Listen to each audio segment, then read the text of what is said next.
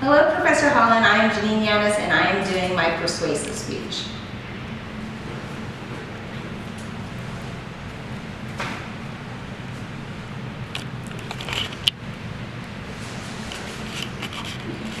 I am going to try to convince you today why you shouldn't vape and prove my points.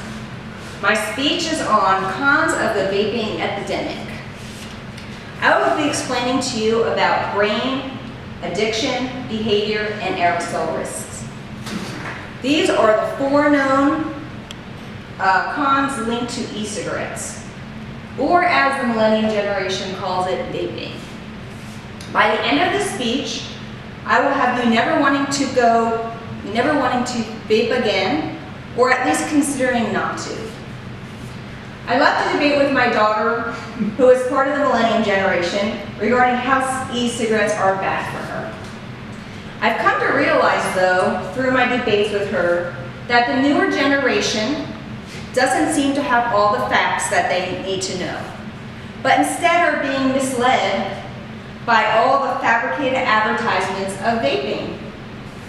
They get drawn in by all the different flavors to try, styles, and shapes of the e-cigarettes. I actually have some pictures of some of the products that they have out on the market that everybody can see. And here's a picture.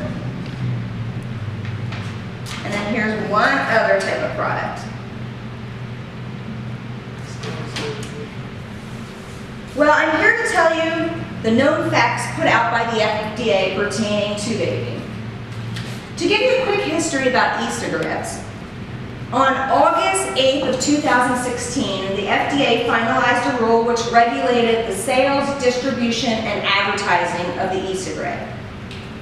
These products use e-liquid that may contain nicotine, flavoring, propylene glycol, vegetable glycerin, and other ingredients. The liquid is heated to create an aerosol that the user inhales. According to Scott Gottlieb, the commissioner of the FDA, this is Scott Gottlieb,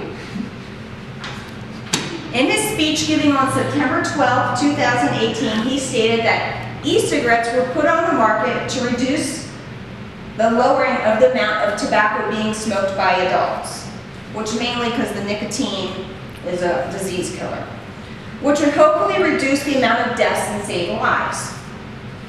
However, it took a turn for the worst when the young adults and teens began purchasing the product. The risk that e-cigarettes have on the brain is a very serious one. And once the damage is done, there is no repair. From fetus all the way to age 25, our brain is still developing. According to the Surgeon General's report, these risks include nicotine addiction, mood disorders, and permanent lowering of impulse control are all caused by vaping. Nicotine also changes the way synapses are formed, which can harm the parts of the brain that contain attention and learning. Addiction can be a scary problem and not easily stoppable, especially in younger people. Each time a new memory is created or a new skill is learned, stronger connection or synapses are built between brain cells. This is more rapid in people under the age of 25, not so much in adults. But, so simply put, an addiction is a form of learning. You try it, you like it, you go back and do it again and again. Behavior risks are another challenge we have to face with e-cigarettes.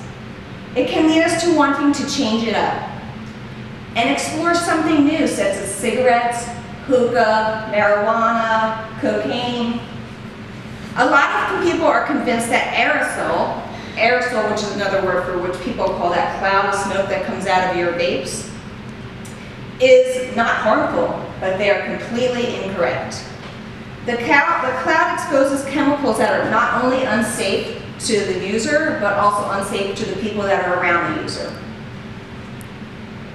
According to the Surgeon General's report, aerosols from the e-cigarettes contain harmful chemicals, including nicotine, ultrafine particles that can be inhaled deep into the lungs, and flavorings such as diacetyl, which is linked to a serious lung disease.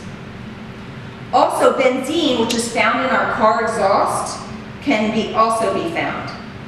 Think about how bad it would be when you're standing behind a car and you see the car exhaust coming out and you can't stand the fumes and it smells and you just can't wait to get from behind that car. It's just terrible inhaling that fume. Now think about those same fumes going into your body.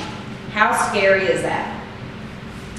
The FDA went to the extent to put out e-cigarette product in order for the adults to wean them off of smoking, because the cigarettes contain such high nicotine. So even though the age group from 25 and under are hit with the hardest effects of the product, please understand, adult users, that they still contain nicotine and other harmful chemicals, and nicotine eventually equals death. So I'm standing before you today and asking you to please reconsider and please stop use of the product. Think of the effect your body has on it and choose no. Choose to live your life and live healthy.